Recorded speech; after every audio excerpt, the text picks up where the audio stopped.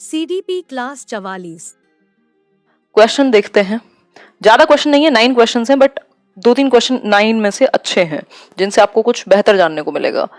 पहला क्वेश्चन देख लो इसी बात पर और आंसर करो। Which of the following figures correctly represents the development according to Piaget's developmental theory. Hopefully आप सभी बेहतर होंगे, अभी तो आंसर कीजिए, बाद में बात करेंगे। पियाजे की विकासात्मक थियरी के बारे में कौन सा एक जो चित्र है वो सही बात करेगा। किस चित्र के द्वारा या किस एक ग्राफ के द्वारा आप पियाजे की थियरी को दर्शा सकते हैं। तो एक ग्राफ दिया हुआ है जिसमें ऐसे ऐसे करके एज के अकॉर्डिंग डेवलपमेंट होता हुआ जा रहा है, एक है जिसमें नेगेटिव में है, एक है जो बढ़ता ही हुआ जा रहा है और एक है बिल्कुल स्ट्रेट लाइन के साथ। तो आंसर क्या होगा इसका? सिंपल आंसर है, आप सभी जानते हैं ये। क्यों है? क्योंकि स्टेजेस में होगा। पियाजे के अनुसार डेवलपमेंट डिस्कंटिन्यूअस है, स्टेजेस में होता है। जन्म से 2 में इतना, फिर 2 से 6 में इतना संज्ञानात्मक विकास हुआ, फिर इतना, मतलब ये एज के अकॉर्डिंग बढ़ता जाएगा। स्टेजेस में है, डिस्कंटिन्यूअस है, ऐसे कॉन्टिन्यूअस नहीं है, डिस्कंटिन्यूअस है। ठीक, ये स्ट्रेट लाइन नहीं होता कि सिर्फ एक ही पेस पे चलेगा, किसी स्टेज में कुछ ज्यादा बेहतर होगा, किसी में कुछ और ज्यादा बेहतर होगा, है ना। ऐसा नहीं है नेगेटिव में जाएगा और ऐसा भी नहीं है कि एकदम से ऐसे कॉन्टिन्यूटी में जाएगा। ठीक, तो इसलिए स्टेजेस को ध्यान में रखते हुए पियाजे की 4 स्टेजेस दी हैं उन्होंने, और हेरिडिटी को भी इंपॉर्टेंट यानी जीन्स को भी इंपॉर्टेंट माना है। संज्ञानात्मक विकास में, संज्ञानात्मक विकास का मतलब क्या है? कॉग्निटिव डेवलपमेंट, जिसमें आपकी इमेजिनेशन, आपकी थिंकिंग, आपकी मेमोरी, आपकी इंटेलिजेंस, आपका रीजनिंग स्किल, ये सब आती है। मतलब आपके संज्ञान, ओवरऑल आपकी नॉलेज कंस्ट्रक्ट करने की क्षमता, हम एक तरीके से संज्ञानात्मक क्षमता कह सकते हैं। नेक्स्ट क्वेश्चन है आपके सामने, देखिएगा एक बार। A teacher found that a student is facing difficulty in drawing a square. एक टीचर ने ये पाया कि एक बच्चे को स्क्वायर ड्रॉ करने में, स्क्वायर मतलब आप जानते हैं क्या कहते थे स्क्वायर को हिंदी में? लिखा होगा यहां कहीं, आयत तो उसको कहेंगे। क्या कहते हैं भाई स्क्वायर को हिंदी में? याद करो एक बार, मुझे याद नहीं आ रहा। किसमें कठिनाई हो रही है चित्र बनाने में? वर्ग, वर्ग, ओके फाइन, है ना। तो एक स्क्वायर ड्रॉ करने में बच्चे को हो रही है समस्या। ठीक, स्क्वायर जिसकी 4 साइड्स इक्वल होती हैं, बिल्कुल सिंपल सी फिगर है, चारों साइड इक्वल बनानी है, लेकिन इसमें भी बच्चे को समस्या हो रही है। कभी वो ऐसी बना दे रहा होगा, कभी कुछ और हो जा रहा होगा। तो एक टीचर ने अपने आप अंदाजा लगाया कि भाई जब इसको स्क्वायर ड्रॉ करने में समस्या हो रही है तो डायमंड बनाने में तो बहुत समस्या होगी, तो डायमंड तो मुश्किल होगा। ये तो मैंने रिंग बना दी है, तो डायमंड मतलब इसको हीरे का आकृति बनाने में तो बहुत समस्या होगी। इससे पता क्या लगाएंगे आप? ये कौन सा प्रिंसिपल लगाया है, किस प्रिंसिपल के बेसिस पे, जो विकास के सिद्धांत हैं उनमें से कौन सा एक प्रिंसिपल लगा करके टीचर ने ये अजम्पशन लगाया है कि भाई ऐसा होगा, यदि इसको स्क्वायर में वर्ग बनाने में प्रॉब्लम आ रही है तो इसको डायमंड बनाने में तो 100% आएगी। मतलब क्या हुआ इसका? बहुत बढ़िया, जितने लोग बता रहे हैं। पहला ऑप्शन है development tends to follow an orderly sequence, एक ऑर्डर में होता है। डेवलपमेंट इज सॉल्टेटरी, मतलब उत्परिवर्तनीय है, तोड़ना मोड़ना हो जाएगा इसमें, या फिर ग्रेजुअल है, या फिर डिफरेंट होता है डिफरेंट लोगों में। अब आप कहेंगे ये भी सही है, ये भी सही है, ये भी सही है। बात ये भी सही है और वो भी सही की नहीं है, क्वेश्चन के अकॉर्डिंग। जो क्वेश्चन ने दिन को रात कहा है तो हम रात ही कहेंगे। क्वेश्चन के अकॉर्डिंग, जो क्वेश्चन ने पूछा था उसके अकॉर्डिंग मोस्ट एप्रोप्रिएट बात कौन सी है, सबसे बेस्ट बात, वो भी क्वेश्चन के अकॉर्डिंग, हमारी मर्जी से नहीं, विकास के बारे में नहीं कि डेवलपमेंट के बारे में ये भी सही है, ऐसा नहीं करना। क्वेश्चन ने जो पूछा है, चाहे 2 बार पढ़िए, क्वेश्चन को पढ़ के समझिए।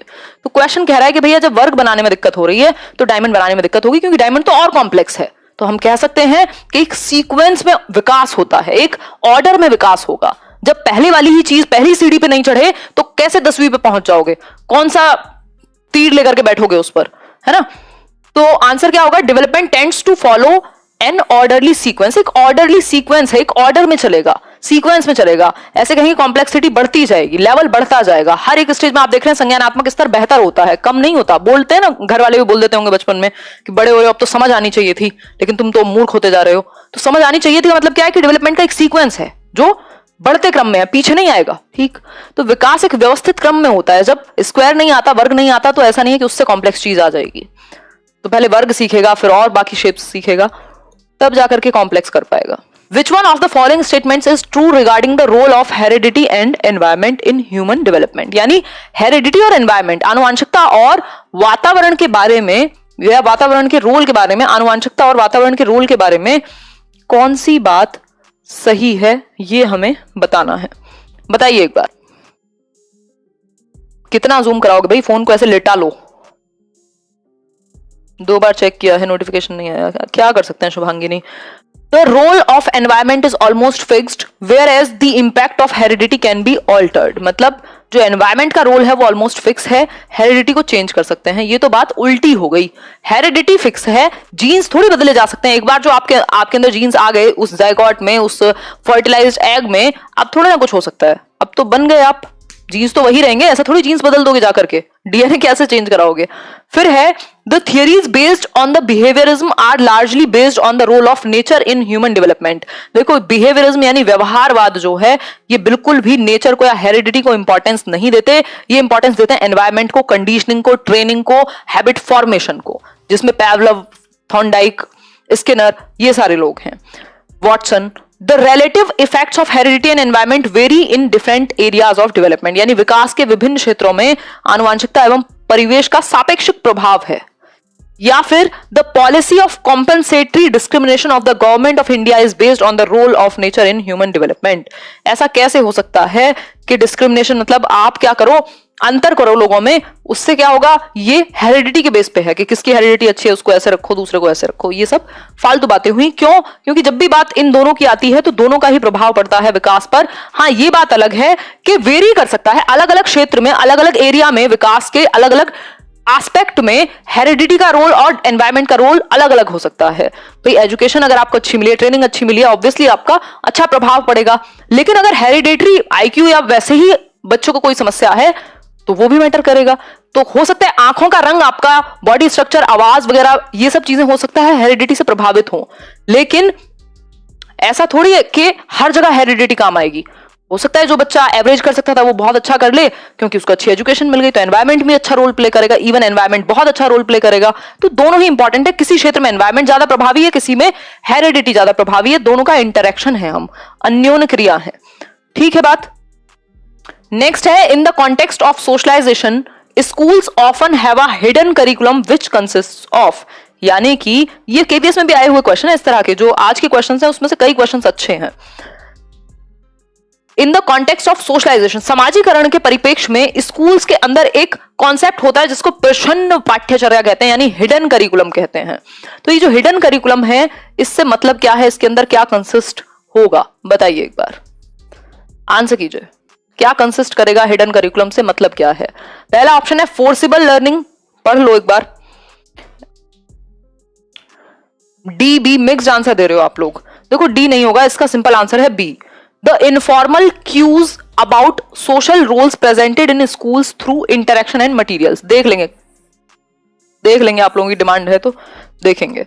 The informal cues about social roles presented in schools through interaction and materials, यानी कि आप इनफॉर्मल मतलब इनडायरेक्ट कह सकते हो या अनौपचारिक, जो पेपर पे नहीं लिखे हुए हैं कि ये करिकुलम का रूल है, कि आप जो स्कूल का कोई भी एक व्यक्ति है, जो हो सकता है कोई अटेंडेंट हो, कि उसको भी रिस्पेक्ट करें। ये इनडायरेक्ट है, ये इनफॉर्मल है कि हमारे अंदर वैल्यूज आए।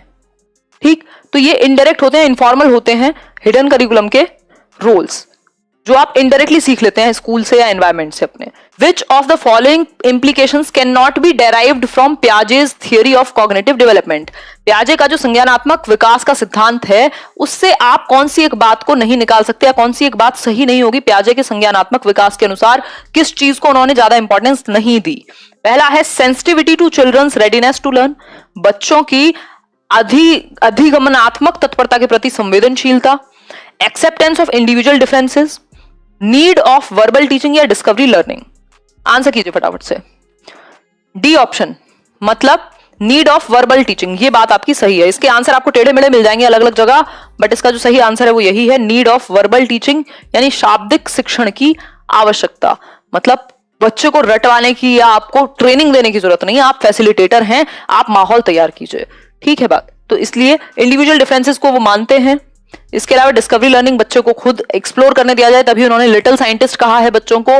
Sensitivity to children's readiness to learn, बच्चा सीखने के लेवल पे है कि नहीं, मतलब कॉग्निटिवली रेडी है कि नहीं। 7 साल के बच्चे को 11 साल का सिलेबस नहीं करा दोगे आप। ये बात हमने कल थियरी में भी उसमें की थी एक क्वेश्चन में कि रेडीनेस टू लर्न क्या है, तो जेनेटिकली या मैच्योरिटी उसमें वो है कॉग्निटिवली या नहीं, तो वो भी जरूरी है। इस चीज को भी उन्होंने इंपॉर्टेंस दी है।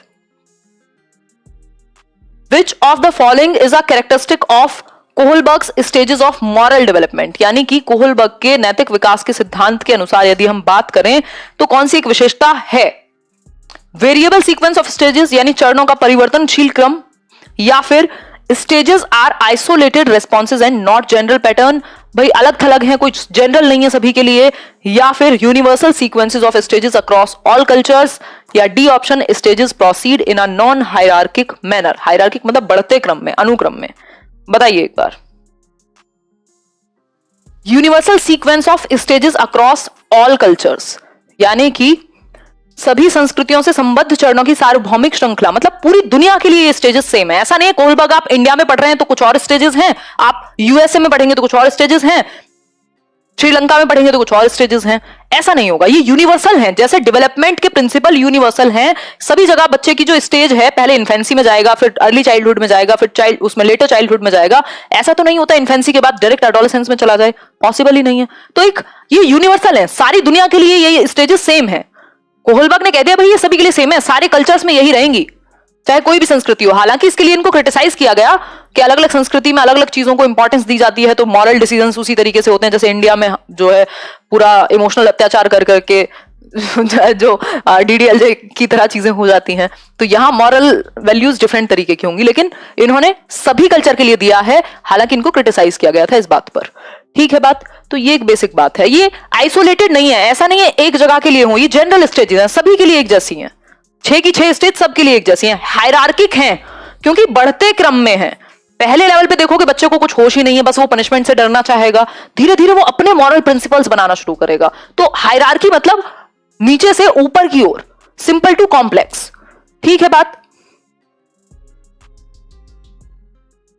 In the context of language development, which of the following areas was underestimated by Jean प्याजे? मतलब लैंग्वेज के, इस क्वेश्चन को बहुत गलत करते हैं आजकल तो लोग, इसको आंसर चेंज करने लग गए हैं जब से हमने डिस्कस किया है काफी टाइम पहले, है ना।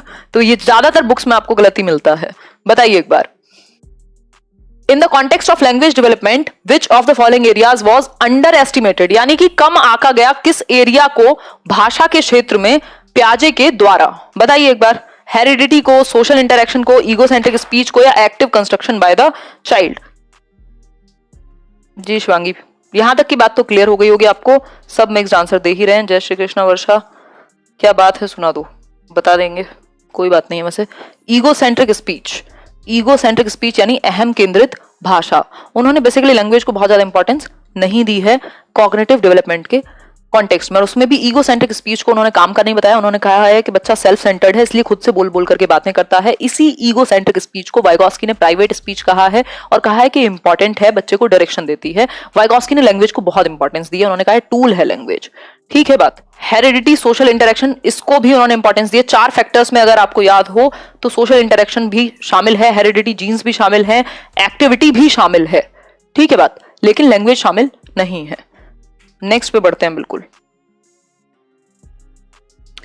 Which one of the following statements is true about ability and ability grouping? कौन सा एक स्टेटमेंट सही है?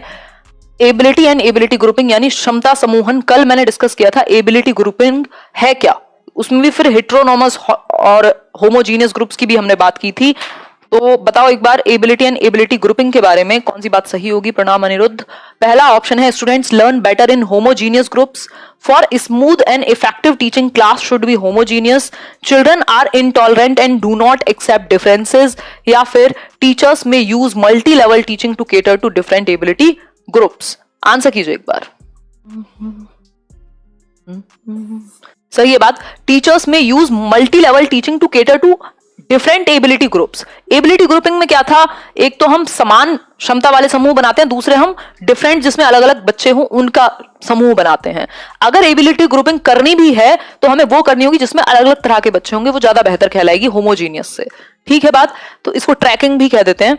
तो इसमें यही बात हुई है कि विभिन्न योग्यता वाले समूहों को ग्रहण करने के लिए मल्टी लेवल टीचिंग में क्या है, आप हर तरह के बच्चे हैं, उस तरह अलग अलग तरह के लिए आप अलग अलग मेथड या स्ट्रेटेजी यूज कर रहे हो। तो मल्टी लेवल टीचिंग का यूज करके आप बेहतर कर सकते हो बच्चों को। होमोजीनियस ग्रुप उतने अच्छे नहीं माने जाते कि बिल्कुल एक जैसे ही बच्चे होंगे तो वो एक दूसरे से नया नहीं सीख पाएंगे, तो थोड़े डिफरेंट एबिलिटी वाले बच्चे होने चाहिए। तो होमोजीनियस की ही बात हुई है तीनों में, इनटॉलरेंट नहीं होते डिफरेंसेस को एक्सेप्ट करने में, तो तीनों ही बातें गलत हैं।